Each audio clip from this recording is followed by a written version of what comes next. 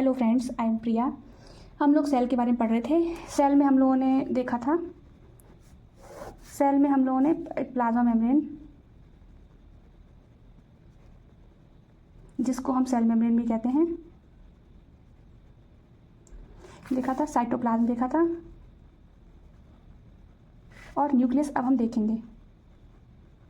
ठीक है, साइटोप्लाज्म में हमने सारे सेल ऑर्गेनेल देख लिए थे, mitochondria, Golgi body, lysosome, ribosome और क्या बोलते हैं, प्लास्टिड, बहुत सारे सेल ऑर्गेनेल्स भी देखे थे। अब हम न्यूक्लियस देखते हैं। ठीक है, न्यूक्लियस। अब parts of nucleus, parts of nucleus, nucleus में पार्ट्स देखते हैं। अब इसमें 4 पार्ट्स होते हैं मेनली, जैसे न्यूक्लियर मेम्ब्रेन होती है, न्यूक्लियर मेम्ब्रेन, न्यूक्लियोलस, न्यूक्लियोप्लाज्म और क्रोमैटिन फाइबर। ठीक है, जैसे हमारी ये सेल है, ठीक है, हमारी सेल है, इसमें हमने ये बनाया, ये हमारा क्या है, न्यूक्लियस है। ये ऐसे डबल मेम्ब्रेनस होता है, इसकी जो मेम्ब्रेन होती है वो कैसी होती है, डबल मेम्ब्रेनस होती है। ठीक है, तो ये हमारी न्यूक्लियस की मेम्ब्रेन है, न्यूक्लियर मेम्ब्रेन हो गई। अब न्यूक्लियोलस, यहाँ पे एक छोटा सा एक न्यूक्लियोलस होता है, जिसके बारे में हम देखेंगे। न्यूक्लियोप्लाज्म वैसे ही गाढ़ा सब्सटेंस फिल्ड होता है इसमें, सेमी लिक्विड। ठीक है, तो ये हमारा क्या हुआ, न्यूक्लियोप्लाज्म हो गया। क्रोमैटिन फाइबर, ऐसे थ्रेड लाइक स्ट्रक्चर होती है, पड़ी होती है, इसको हम बोलते हैं क्रोमैटिन फाइबर। अब इसको देख लेते हैं थोड़ा डिटेल में। जैसे हमारा क्या है, न्यूक्लियर मेम्ब्रेन देखते हैं पहले। न्यूक्लियर मेम्ब्रेन, ठीक है, इसमें पोर होते हैं, हम लोगों ने देखा। ये क्या है, पोर, पोर है 1 2, ये क्या है, पोर्स हैं। तो इसके पास क्या होते हैं, हैव पोर, डबल मेम्ब्रेनस, है ना। हम लोग देखा ये डबल मेम्ब्रेनस होती है ना। और अगर अब हम देख लेते हैं, जैसे अगर हमारी जो मेम्ब्रेन है, ये डबल मेम्ब्रेन, इसको अगर हम हटा दें तो क्या कहलाएगा ये, तो ये न्यूक्लियोइड कहलाएगा। कह सकते हैं without membrane, without nuclear membrane. ठीक है, without nuclear membrane it is known as nucleoid. ठीक है, ये इंपॉर्टेंट है। क्यों इंपॉर्टेंट है, ये पाया कहाँ जाता है, ये प्रोकैरियोटिक में पाया जाता है। ये 2 टाइप्स की सेल होती हैं, जिसमें से एक होती है प्रोकैरियोटिक, प्रोकैरियोटिक सेल। ठीक है, प्रोकैरियोटिक सेल, और एक होती है यूकैरियोटिक, यूकैरियोटिक सेल। ठीक है, प्रो मतलब प्रिमिटिव, प्रिमिटिव, कैरियोटिक मतलब न्यूक्लियस। ठीक है, यू मीन्स आपका यू का है न्यू, और कैरियोटिक मतलब न्यूक्लियस। ठीक है, तो प्रिमिटिव मतलब पुरानी, जो सबसे पहले सेल बनी होगी। अब सबसे पहले बनी होगी तो ज़्यादा डेवलप होगी नहीं, ज़्यादा डेवलप नहीं होगी तो उसमें न्यूक्लियर मेम्ब्रेन नहीं बन पाई होगी। तो आपकी जैसे ये सेल बनी है, इसमें न्यूक्लियर मेम्ब्रेन नहीं बनी, इसका जेनेटिक मटेरियल यूँ ही पड़ा है। ये हमारी सेल है, ये ज़्यादा डेवलप नहीं होती है, कम डेवलप होती है, कुछ सेल ऑर्गेनल्स भी नहीं होते हैं। शुरुआत में जब एनिमल लिविंग थिंग्स आई होगी तो सबसे पहले ये बना होगा, तो एकदम डेवलप नहीं हो पाई। तो ये क्या, प्रोकैरियोटिक सेल्स हैं। ये कहाँ होती हैं, बैक्टीरिया में, बैक्टीरिया में होती हैं। और यूकैरियोटिक हमारी वेल डेवलप सेल है, प्लांट्स और एनिमल जो हम लोगों ने अभी पढ़ी हैं, ये क्या है, हमारी यूकैरियोटिक सेल है। इसमें वेल डेवलप न्यूक्लियस पाया जाता है, जो कि डबल लेयर्ड होता है। ठीक है, अब ये कहाँ पाया जाता है, ऑल प्लांट्स, या फिर हम कह सकते हैं ऑल ऑर्गेनिज्म। क्या कह सकते हैं, एक्सेप्ट बैक्टीरिया। बैक्टीरिया को छोड़ के सारे ऑर्गेनिज्म हमारे के पास ये वाली यूकैरियोटिक सेल होती है। ठीक है, और इसके पास न्यूक्लियर वॉल नहीं होती, तो हम इसको कहते हैं न्यूक्लियोइड होता है। इसमें न्यूक्लियस नहीं होता है, इसमें क्या होता है, न्यूक्लियोइड होता है, क्योंकि without membrane it is called a nucleoid. Okay, nuclear membrane हम लोगों ने देख लिए। अब हम देखते हैं न्यूक्लियोलस क्या है। ये हमारी जो स्ट्रक्चर है, ये क्या है, न्यूक्लियोलस है। इसको हम देखते हैं, न्यूक्लियोलस। Okay, nucleolus. अब न्यूक्लियोलस क्या है, वैसे तो अगर प्लूरल और सिंगुलर फॉर्म देखें, सिंगुलर और प्लूरल, अगर ये एक है तो इसको बोलते हैं न्यूक्लियोलस, और अगर एक से ज़्यादा है तो इसको बोलते हैं न्यूक्लियोलाई। ठीक है, वो न्यूक्लियोइड था, जो वॉल हट गई तो इसको क्या बोल रहे थे, न्यूक्लियोइड बोल रहे थे। ठीक है, ये न्यूक्लियोलाई है और न्यूक्लियोलस है। अगर सिंगल है, जैसे हमारे ये न्यूक्लियस है, इसमें अगर एक है, वैसे जनरली तो क्या होता है, एक ही होता है, पर कुछ कहीं कहीं पे एक से ज़्यादा न्यूक्लियस पाया जाता है, जिसको हम क्या कहते हैं, न्यूक्लियोलाई कहते हैं। अब ये करता क्या है, ये बनाता है राइबोसोम, फॉर्म राइबोसोम। अब राइबोसोम क्या करता है, ये प्रोटीन बनाता है, प्रोटीन सिंथेसिस, ठीक है, प्रोटीन बनाता है राइबोसोम, तो ये बनाएगा क्या, राइबोसोम को फॉर्म करता है, ठीक है। अब हम देखते हैं न्यूक्लियोप्लाज्म, न्यूक्लियोप्लाज्म जो कि हमारा लगभग लास्ट पार्ट है, नहीं लास्ट नहीं है, न्यूक्लियोप्लाज्म हम लोगों ने न्यूक्लियर मेम्ब्रेन देखा, न्यूक्लियोलस देखा, और हम देखते हैं न्यूक्लियोप्लाज्म। न्यूक्लियोप्लाज्म क्या है, न्यूक्लियोप्लाज्म जैसे आपका जो न्यूक्लियस है, ये हमारा क्या है, न्यूक्लियस है, डबल वॉल्ड न्यूक्लियस है। अब इसके अंदर जितना भी सबस्टेंस फील्ड है उसको बोलेंगे हम न्यूक्लियोप्लाज्म, कह सकते हैं inside nuclear membrane, inside nuclear membrane, okay. और क्या होता है, डेंस होता है यानी घना, फ्लूइड या मटेरियल, ठीक है। और क्या होता है, ये कंटेन किया होता है क्रोमेटिन फाइबर, इसमें ऐसे क्रोमेटिन फाइबर पड़े होते हैं, तो क्या बोल सकते हैं, कंटेन क्रोमेटिन फाइबर, ठीक है, क्रोमेटिन फाइबर होते हैं इसमें। अब क्रोमेटिन फाइबर्स क्या होते हैं, लास्ट हमारा क्या है, क्रोमेटिन फाइबर ही है। अब हम देख लेते हैं क्रोमेटिन फाइबर, क्रोमेटिन फाइबर बहुत इंपॉर्टेंट है, ये डिटेल में है। जैसे ये क्या होती है, थ्रेड लाइक स्ट्रक्चर होते हैं, थ्रेड लाइक स्ट्रक्चर, जैसा कि हम देख ही रहे हैं, थ्रेड मतलब धागे नुमा स्ट्रक्चर है ये। अब ये क्या करता है, जब सेल डिवाइड करने वाला होता है, सेल डिवीजन के टाइम ये कंडेंस हो जाता है, घना हो जाता है, ठीक है। तो घना होके क्या होता है, कंडेंस, कंडेंस होके बनाता है फॉर्म क्रोमोसोम, ठीक है। जैसे हम स्ट्रक्चर देख लेते हैं, जैसे हमारा ये क्या है, ये हमारा क्रोमेटिन फाइबर है, या क्रोमेटिन लिख देते हैं, क्रोमेटिन।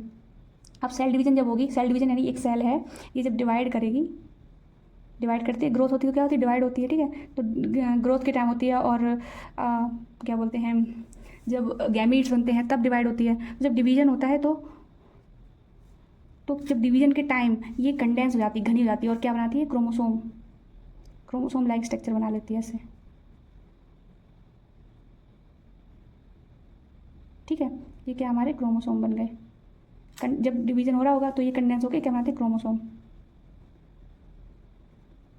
ओके। अब जो ये क्रोमोसोम है वो हर ऑर्गेनिज्म में डेफिनेट होते हैं, जैसे ह्यूमन में 46 होते हैं, कितने होते हैं ह्यूमन्स में, 46, ऐसे ही हर ऑर्गेनिज्म में डेफिनेट होते हैं ये, ठीक है। तो हम कुछ ऑर्गेनिज्म देख लेते हैं किसमें कितने क्या पाए जाते हैं, क्रोमोसोम पाए जाते हैं।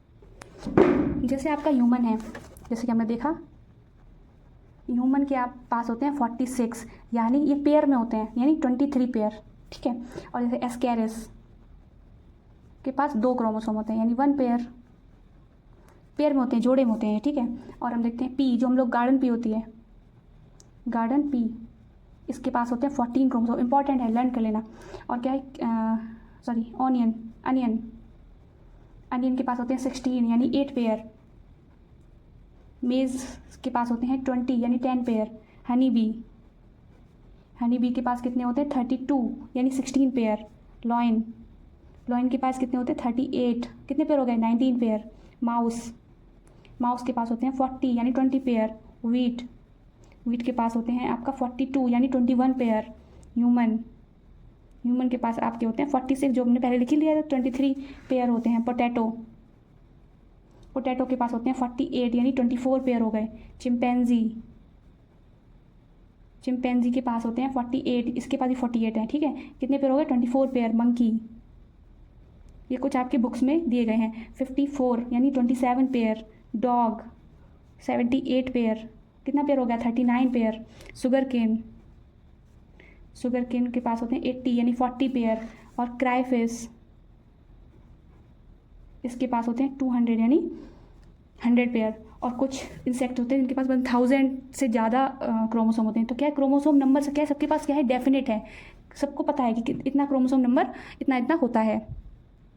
अब जो ये क्रोमोसोम है वो इम्पॉर्टेंट इसलिए है क्योंकि जो क्रोमोसोम है वो इंफॉर्मेशन को स्टोर किया होता है, ठीक है, जेनेटिक इन्फॉर्मेशन को एक जनरेशन से नेक्स्ट जनरेशन में ट्रांसफ़र करता है। कैसे करता है, जैसे हम ह्यूमन का एग्जांपल देखते हैं, ह्यूमन का एग्जांपल देखा, ह्यूमन के पास होते हैं 46 क्रोमोसोम होते हैं। ये आपका मेल का साइन है, ये फीमेल का साइन है, ठीक है, ये मेल का साइन है, फीमेल का साइन है। तो ह्यूमन के पास 46 होते हैं, तो इसके पास भी कितने हो गए 46, इसके पास भी 46 है। अब मेल बनाता है स्पर्म, जिसके पास जो डिवीजन होगा उसमें कितने आधे हो जाएंगे, 23 इसमें क्रोमोसोम होंगे। ये बनाती है एग, इसके पास कितने होंगे, 23 पेयर। ये यहाँ पे क्या हुआ, सेल डिवीज़न, सेल डिवीज़न हुआ, सेल डिवीज़न होकर क्या हुआ, 23 इसमें क्रोमोसोम स्पर्म में आए और 23 आए। अब इसमें क्या है, जो ये क्रोमोसोम है, क्रोमोसोम के पास क्या है, जेनेटिक इन्फॉर्मेशन है। अभी हम देखते हैं क्या है। अब क्या हुआ, फर्टिलाइजेशन हुआ, फर्टिलाइजेशन, ठीक है, जिससे क्या बना, जाइगोट। अब जाइगोट में 23 और 23 कितना हो गया, 46। ये क्या बन गया, जाइगोट। जाइगोट से क्या बनेगा, बेबी। अब इसके पास कितने क्रोमोसोम आ गए, 46 क्रोमोसोम आ गए।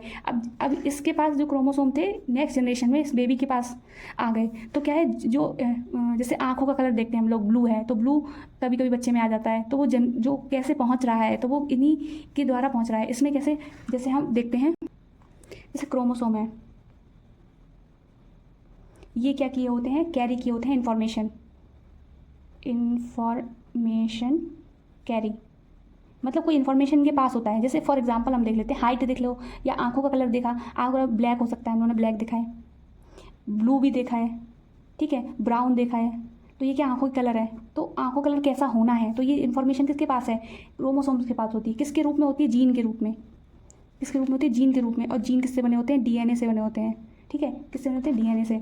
अब क्या होता है, जो आपका जो क्या बोलते हैं, पेरेंट, ये क्या आते हैं हमारे पेरेंट से ऑफ स्प्रिंग होता है नेक्स्ट जनरेशन, जो नई जनरेशन है, बेबी, न्यू वंस, जो नए आए हैं, ये बेबी बोल सकते हैं, न्यू जनरेशन आई है, उसको हम बोलते हैं ऑफ स्प्रिंग। ऑफ स्प्रिंग में क्या हुआ है, ट्रांसफर हुए हैं पेरेंट्स टू ऑफ स्प्रिंग। क्या होती है, जेनेटिक इन्फॉर्मेशन ट्रांसफर होती है, किसके द्वारा, क्रोमोसोम के द्वारा। इसको हम डिटेल में 10th क्लास में डिटेल में है आपका ये क्रोमोसोम, ठीक है।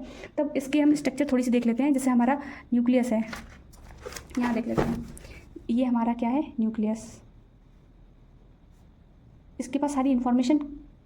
ये हमारा क्या है, क्रोमेटिन फाइबर, तो हम लिख लेते हैं क्रोमेटिन, क्रोमेटिन है। ये सेल डिवीजन के टाइम कंडेंस होकर क्या बनाता है, क्रोमोसोम।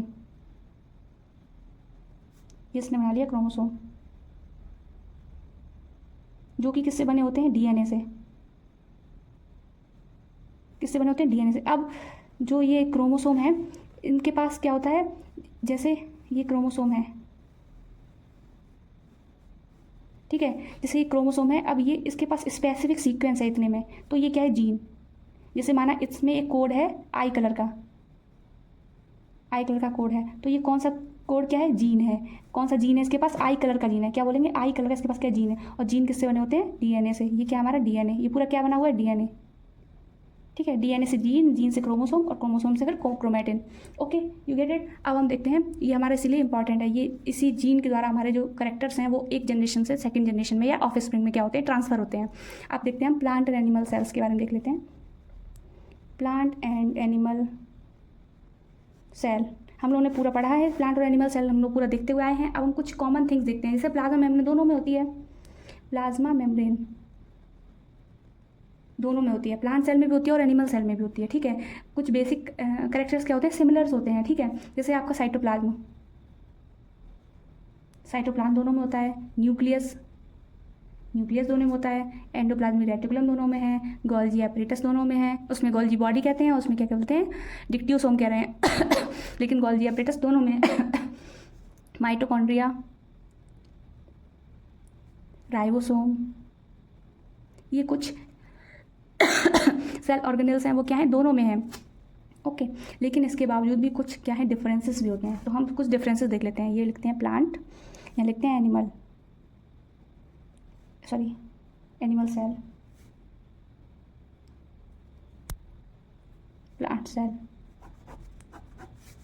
ओके। अब हम लोगों ने देखा था सेल वॉल, ये क्या है, करेक्टर्स लिख लेते हैं इधर, ठीक है। सेल वॉल यहाँ पे क्या होता है, यस प्रेजेंट होता है, और किसका बना होता है, सेलुलोज का बना होता है।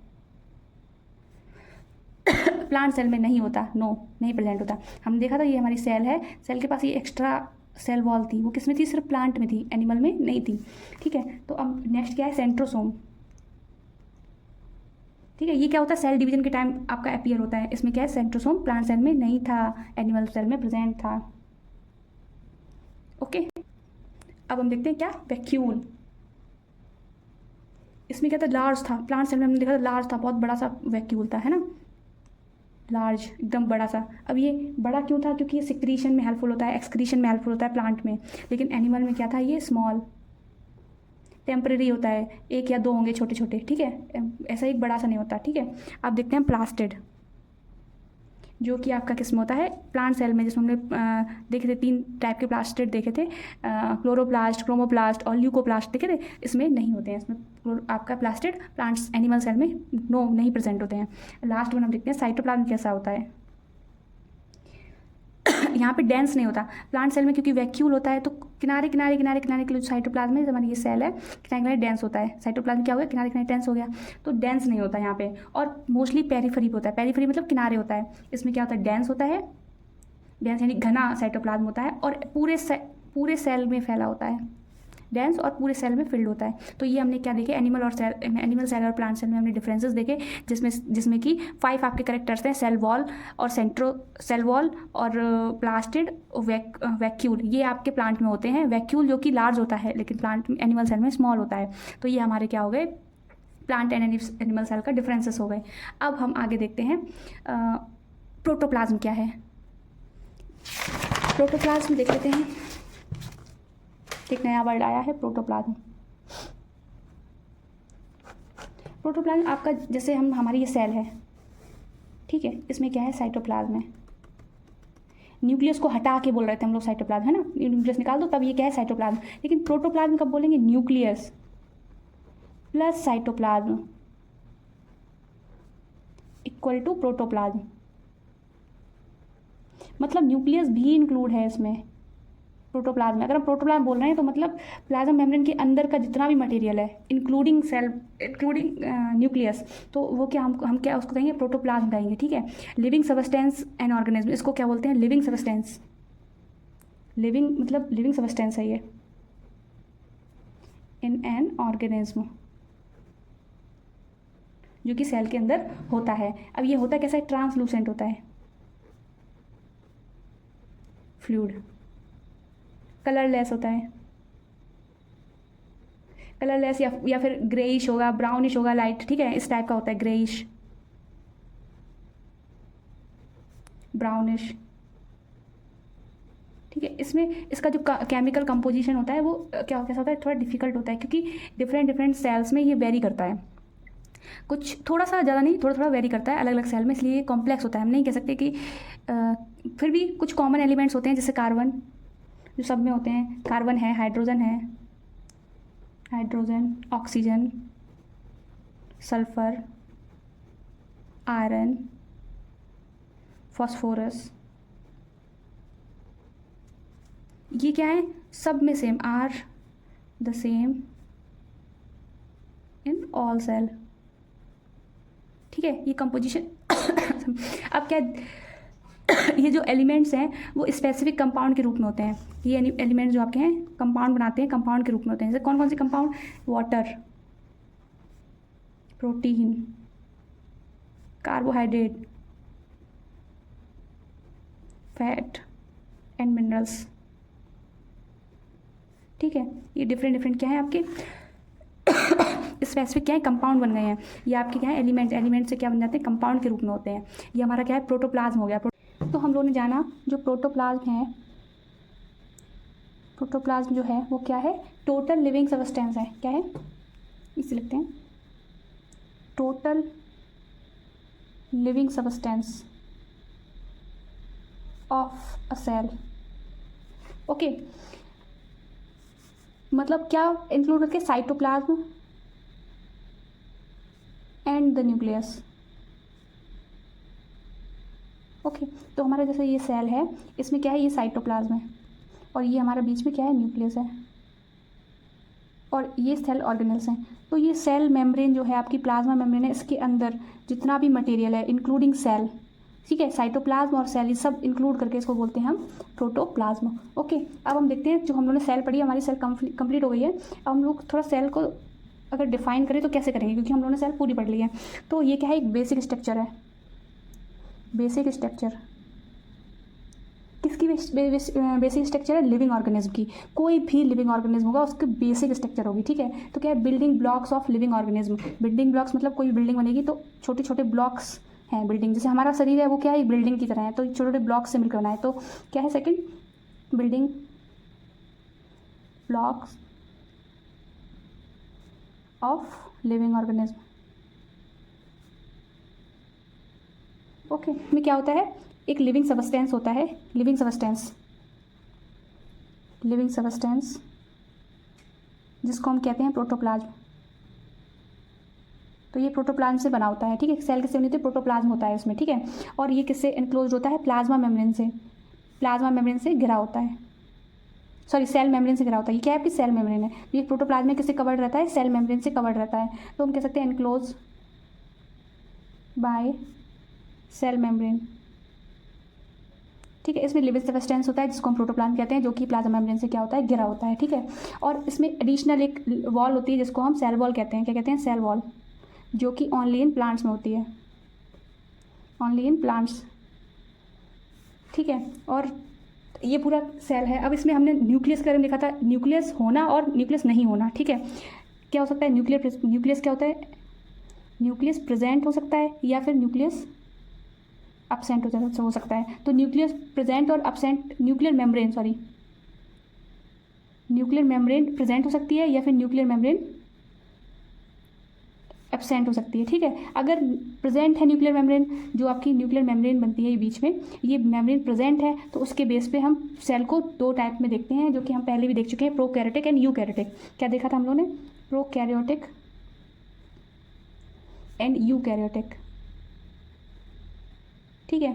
हमने इसमें देखा था प्रो मतलब प्रिमिटिव, यानी पहले बनी हुई कोई सेल होगी, डेवलप नहीं हो पाई है प्रॉपर। यू मतलब ट्रू होता है, ठीक है। ट्रू मतलब इसमें ट्रू न्यूक्लियस होता है, कैरियन मतलब होता है न्यूक्लियस, तो इसमें ट्रू न्यूक्लियस होता है, इसमें प्रिमिटिव न्यूक्लियस होता है, मतलब इसमें न्यूक्लियस की जो वॉल होती है वो अपसेंट होती है, वॉल नहीं होती है न्यूक्लियस। तो एग्जाम्पल में आ रहा था आपका क्या, बैक्टीरिया। इसमें बैक्टीरिया छोड़ के जितने भी ऑर्गेनिज्म हैं सारे आपके यूकैरियोटिक सेल के होते हैं। कुछ हम अंतर देख लेते हैं, डिफरेंसेस देख लेते हैं प्रोकैरियोटिक एंड यूकैरियोटिक में। तो सबसे मेन अंतर डिफरेंस यही है, कौन सा, न्यूक्लियस जो मेम्ब्रेन होती है वो वेल डिफाइंड नहीं होती है, ठीक है। तो कह सकते हैं nucleus is not well defined, जिसको हम क्या कह देते हैं, nucleoid. Nucleus membrane well defined नहीं होती है, जिसको हम क्या कह देते हैं, न्यूक्लियोइड कहते हैं। इसमें वेल डिफाइंड होती है, ठीक है। इसमें क्या होता है, सिर्फ डीएनए होता है, ओनली डीएनए। इसमें क्या होता है, जो डीएनए होता है वो प्रोटीन से लिपटा हुआ होता है एक तरह से। तो कौन सी प्रोटीन, इसमें प्रोटीन भी होती है, डीएनए विद हिस्टोन प्रोटीन, ठीक है। और भी प्रोटीन्स, ठीक है। तो हमारा क्या है, डीएनए प्रोटीन के साथ होता है, इसमें सिर्फ डीएनए होता है। डीएनए ऐसे, ये डीएनए है, ये इसमें प्रोटीन से लिपटा हुआ होता है, इसमें कवर्ड होता है, ठीक है। इसमें प्रोटीन भी होती है, लेकिन इसमें प्रोटीन नहीं होती, इसमें सिर्फ डीएनए होता है। इसका जो राइबोसोम है स्मॉल होता है, किसका, प्रोकैरियोटिक देख रहे हैं हम लोग, ठीक है। प्रोकैरियोटिक राइबोसोम क्या होता है, स्मॉल होता है, 70S प्रकार का होता है। इसमें क्या होता है, राइबोसोम लार्ज होता है, लार्ज, इसमें 80S टाइप का होता है, ओके। ये क्या है डिफरेंसेस। और एक देख सकते हैं, इसमें जो सेल ऑर्गेनेल्स हैं, और सेल ऑर्गेनेल्स इसमें नहीं होते, नो अदर सेल ऑर्गेनेल्स। इसमें बहुत सारे सेल ऑर्गेनेल्स होते हैं, हम लोगों ने पढ़े हैं, सेवरल ऑर्गेनेल्स, जैसे कौन कौन से, like mitochondria, endoplasmic reticulum, chloroplast, ETC, okay. अब इसमें एग्जाम्पल में हम Euglena, paramecium, amoeba, plant animal, इसमें सब आ जाएंगे। इसमें आएगा आपका क्या, इसमें आएगा बैक्टीरिया, ओके। अब हम देखते हैं जो लिविंग ऑर्गेनिज्म होते हैं उनमें जो एक्टिविटीज़ होती हैं, लिविंग ऑर्गेनिज्म में बहुत सारी एक्टिविटीज़ होती हैं। तो जो एक्टिविटीज़ होती हैं वो सेल में होने वाली एक्टिविटीज़ का रिजल्ट है, ठीक है। जैसे हमारी लिविंग ऑर्गेनिज्म है, उसमें सेवरल एक्टिविटीज़ होती हैं, जैसे रेस्पिरेशन है और डाइजेशन है, मूवमेंट है, ये बहुत सारी एक्टिविटीज़ होती है लिविंग ऑर्गेनिज्म में, सभी करते हैं ऐसा। तो वो क्यों होती है, क्योंकि जब सेल के अंदर एक्टिविटीज़ जो होती हैं उसका रिजल्ट होता है। तो क्या होता है, रिजल्ट ऑफ सेलुलर एक्टिविटीज़। अब हम इसके कुछ एग्जाम्पल देख लेते हैं, ठीक है। जैसे ग्रोथ, रिपेयर, ग्रोथ होती है हमारे अंदर। जैसे एक इंसान है, क्या करता है, ग्रोथ करता है। ग्रोथ कैसे होता है, सेल डिवाइड होती है, फिर 2 से 4 हो जाएगी, फिर 4 से 8 हो जाएगी। तो ये क्या होता है, सेल डिवाइड हो के क्या ग्रोथ हो रही है, बढ़ रहे हैं, ग्रोथ कर रहे हैं, ठीक है। तो ग्रोथ किससे हो रही है, सेल से हो रही है, ठीक है। रिपेयर क्या होता है, जैसे हमारे चोट लग गई तो उसमें भी क्या होता है, सेल डिवाइड होती है, और हमारी जैसे यहाँ कट लग गया, कट वो ठीक हो जाता है कुछ टाइम बाद, तो वो सेल डिवाइड करके रिपेयर कर देती हैं, तो अभी सेल में एक्टिविटी हो रही है तभी तो रिपेयर हो रहा है। तो ऐसे ही जैसे आपने देखा होगा लिजार्ड देखी होगी, उस छिपकली की जो पूंछ होती है वो कट जाती है और फिर वो रिपेयर दोबारा से आ जाती है, तो वो क्या है, रिपेयर है एक तरह से। तो ये क्या है, सेलुलर एक्टिविटीज़ हो रही है तभी तो जो हमको रिजल्ट दिख रहा है ग्रोथ का, रिपेयर का। जैसे मूवमेंट है, मूवमेंट जैसे हमारी जो मसल सेल्स के कॉन्ट्रैक्शन से होता है, किससे, मसल सेल की किसके कॉन्ट्रैक्शन से, ठीक है। अब हम जैसे फीडिंग है या न्यूट्रिशन है, नेक्स्ट देखते हैं फीडिंग, खाना खाना और न्यूट्रिशन। अब इसमें क्या होता है, जैसे हम लोग खाना खाया टंग से, हमने टंग में जैसे हमने टेस्ट हम लोग लगा, तो सेंसरी सेल्स होती हैं वहाँ पे जो हमको टेस्ट बताती हैं। कौन सी सेल होती है, सेंसरी सेल हमको टेस्ट बता रही है। हम लोग चबाया खाना, चू किया, तो वो किससे कर रहे हैं, जॉ से। जॉ में क्या हो रहा है, हमारे कॉन्ट्रैक्शन हो रहा है, कॉन्ट्रैक्शन मसल्स यूज़ हो रही हैं। डाइजेस्टिव ग्लैंड होती हैं, डाइजेस्टिव ग्लैंड होती है, सेल से बनी हुई ग्लैंड होती हैं, जिनमें क्या होता है, डाइजेस्टिव एंजाइम होते हैं, तो वो खाना पचाने में हेल्प करते हैं। इंटेस्टाइन की वॉल होती है, जैसे इंटेस्टाइन की वॉल है, उसमें खाना एब्जॉर्ब होता है सेल के थ्रू। तो ये सारी क्या सेलुलर एक्टिविटीज़ हैं जिनके द्वारा खाना एब्जॉर्ब हो रहा है और हम खाना खा पा रहे हैं, ठीक है। अब ऐसे देखते हैं ब्लड सर्कुलेशन भी क्या है, रिजल्ट है। कैसे, हार्ट में जो मसल सेल्स होती हैं उनकी कॉन्ट्रैक्शन से क्या होता है, ब्लड सर्कुलेशन होता है। ऐसे ही हम देख सकते हैं नेक्स्ट रेस्पिरेशन, उसमें क्या होता है, गैस ट्रांसपोर्ट होती हैं। अब ये किसकी होती है, ब्लड सेल के थ्रू। जो रेस्पिरेशन है, हमने सांस ली तो क्या हो रही है, गैस है वो क्या हो रही है, ट्रांसपोर्ट हो रही है पूरी बॉडी में, वो किसके द्वारा, ब्लड सेल के द्वारा। ब्लड सेल्स क्या करती है, O2 और कार्बन डाइऑक्साइड को एक जगह से दूसरी जगह ले जाने का काम करती है, तो ब्लड सेल्स का वर्क होता है रेस्पिरेशन में। अब हम क्या, जैसे डिसीज़ हो गई, डिसीज़ प्रोटेक्शन के लिए डिसीज़ प्रोटेक्शन जैसे हमारी WBCs है, हम लोग इसके बारे में थोड़ा मतलब जान चुके हैं। हमारी WBC स्क्वीज आउट होकर बाहर निकल आती हैं और कोई भी फॉरेन पार्टिकल आया उसको इनगल्फ करके खा के या डाइजेस्ट कर देती है, तो ये हमको बचाती है। तो WBC क्या है, सेल है ये, ठीक है। तो हमको क्या कर रही है, प्रोटेक्शन प्रोवाइड कर रही हैं। और जैसे हम देखते हैं, सीइंग देखना है, हियरिंग है, स्मेलिंग है और टेस्टिंग, ये सब क्या है, ये सेंसरी सेल्स का वर्क है। सेंसेस वाली सेल हमारे यहाँ हमारी बॉडी में सेंसरी सेल्स होती हैं, उनकी एक्टिविटीज़ से क्या होता है, हम देख पाते हैं, सुन पाते हैं या स्मेल कर पाते हैं और टेस्ट कर पाते हैं, ठीक है। बॉडी टेम्परेचर भी मेंटेन करती हैं सेल्स। कैसे, बॉडी टेम्परेचर, हमको जो पसीना निकलता है तो वो जो स्वेट आता है वो कैसा आता है, सेल्स के थ्रू तो आता है। तो सेलुलर एक्टिविटीज़ हो रही है यहाँ पे भी बॉडी टेम्परेचर में, ठीक है। यंग वंस को जन्म देना, तो यंग वंस प्रोड्यूस, कैसे यंग वंस प्रोड्यूस हो रहा है, जो हमारी जर्म सेल हैं, जर्म सेल कौन सी हैं, एक आपकी एग है और स्पर्म है। ये क्या हो रहा है, इससे यंग वंस यानी नए बच्चे का जन्म हो रहा है। तो ये भी क्या है, सेल्स से हो रहा है, इनका भी सेलुलर एक्टिविटीज़ की वजह से हो रहा है, ठीक है। अब जैसे प्लांट्स में देख लेते हैं, वाटर है, न्यूट्रिशन है, उसका एब्जॉर्प्शन होता है। तो कैसे होता है, जैसे वाटर है, जैसे हमारी ये क्या है, जड़ गई है, पानी अंदर गई है, तो इसमें से जो वाटर है, इसके आसपास हम लोग पानी डालते हैं तो वाटर है, तो वाटर के जड़ों के थ्रू जाता है, तो यहाँ पे सेल्स होती हैं, सेल्स के द्वारा एब्जॉर्ब होता है। न्यूट्रिशन भी सेल्स के द्वारा एब्जॉर्ब होती हैं, ठीक है। तो वाटर है, न्यूट्रिशन है, तो ये किससे एब्जॉर्ब हो जाती हैं, रूट में जो सेल्स होती हैं उनके थ्रू एब्जॉर्ब होती हैं, ठीक है। और फूड प्रोडक्शन है, प्लांट में क्या है, फूड प्रोडक्शन में क्या होता है, जैसे हमारी जो सेल है, अभी हम लोगों ने क्लोरोप्लास्ट पढ़ा था, तो ग्रीन होता है जिनकी वजह से, क्योंकि उनके पास क्लोरोफिल पिगमेंट होता है। तो क्या होता है, जो हमारी सेल है, सेल के पास क्लोरोप्लास्ट होता है और वो क्लोरोप्लास्ट क्या करता है, लाइट को ट्रैप करता है, ट्रैप करके फूड बनाता है। तो ये भी क्या है, सेलुलर एक्टिविटी हो गई। फूड कैसे प्रोडक्शन हो रहा है, सेलुलर एक्टिविटीज़ में हो रहा है, ठीक है। और जैसे जो फ्लावर होते हैं वो इंसेक्ट को अट्रैक्ट करते हैं, इंसेक्ट है ना फ्लावर के पास जाते हैं, तो वो क्यों होता है, क्योंकि जो पेटल्स होती हैं, जो हमारी पेटल है रंग बिरंगी, तो उसमें जो सेल्स हैं की वजह से, पेटल्स के सेल्स की वजह से, और जो नेक्टर होता है, नेक्टर में जो नेक्टर को जो सिक्रीट करती हैं, जो मीठा मीठा जो आपका वो लेके जाते हैं, जो प्लांट्स हैं, जो इंसेक्ट हैं उनको कलेक्ट करते हैं, जैसे बीज होती है वो हनी बनाती है इससे, नेक्टर ले जाके, तो नेक्टर प्रोड्यूसिंग जो सेल्स होती हैं उनकी वजह से क्या होता है, जो हमारे इंसेक्ट हैं वो अट्रैक्ट होते हैं, किसकी तरफ अट्रैक्ट होते हैं, फ्लावर की तरफ होते हैं, ठीक है। इनहेरिटेंस देख लेते हैं, इनहेरिटेंस प्लांट में भी और एज वेल एज एनिमल्स में भी। इसमें क्या होता है, जैसे एग है, स्पर्म है, या फिर तो इसमें क्या होता है, इसमें जो न्यूक्लियस है उसमें जेनेटिक इन्फॉर्मेशन क्या होती है, कैरी करते हैं, एक जनरेशन से दूसरे जनरेशन पहुंचाते हैं। तो ये भी क्या है, सेलुलर एक्टिविटीज़ के थ्रू हो रहा है। ठीक है, तो ये सारा हम लोगों ने देखा, ये क्या है, सारे जितनी भी एक्टिविटीज़ हम अपनी बॉडी में परफॉर्म करते हैं वो सेलुलर लेवल पे जब हम एक्टिविटीज़ करते हैं उसका क्या होता है, रिजल्ट होता है। ओके।